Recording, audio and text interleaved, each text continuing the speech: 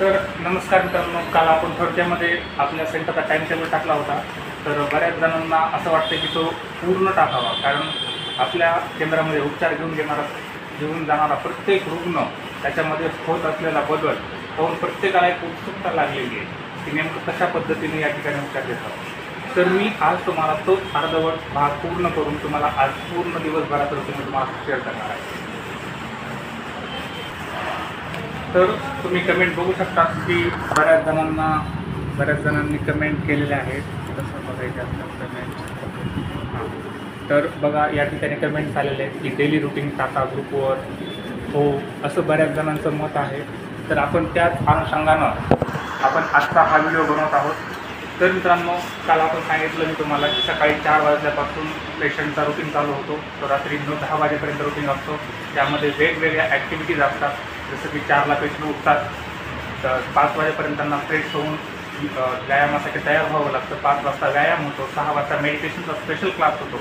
त्यानंतर 8:30 वाजता नाश्ता होतो. त्याच्या अगोदर त्यांना आयुर्वेदिक चहा दिला जातो आणि नाश्त्याच्या नंतर अर्धा तास ब्रेक देऊन त्यांना त्यानंतर मेडिसिन दिलं जातं, ज्यामध्ये डॉक्टर्स त्यांच्या प्रत्येक पेशंटची वैयक्तिक BP तपासणी किंवा शारीरिक तपासणी, वैद्यकीय तपासणी करून त्यानुसार त्यांचं मेडिसिन डिसाईड करतात आणि ते मेडिसिन स्वतःच्या माध्यमातून रुग्णांना दिलं जातं. त्यानंतर 11 वाजेपर्यंत हा सगळा शेड्यूल चालू असतो आणि 11 वाजता समुपदेशकांच्या मार्फत ग्रुप काउन्सिलिंग घेतली जाते, ज्यामध्ये व्यसनमुक्त जीवन कसं जगायचं, व्यसनमुक्तीच्या 12 पायऱ्या, व्यसनमुक्त होण्यासाठी वापरण्यात येणाऱ्या ट्रिक्स या विषयावर, यासारख्या 30+ विषयावर मार्गदर्शन दिलं जातं. त्यानंतर 12 वाजता त्यांना जेवणासाठी वेळ दिला जातो. 1 वाजेपर्यंत जेवणामध्ये त्यांना पोळी, भात, भाजी, चपाती अशा पद्धतीचा पौष्टिक आहार असतो. त्यानंतर तर ज्यामध्ये सलाद वगैरे या गोष्टी आपण त्यांच्या जेवणामध्ये इन्क्लूड करतो, कारण पेशंटची मानसिक स्थितीसोबत शारीरिक स्थिती स्ट्रॉंग राहावी, हा याच्या पाठीमागचा उद्देश हा सगळ्यात महत्त्वाचा.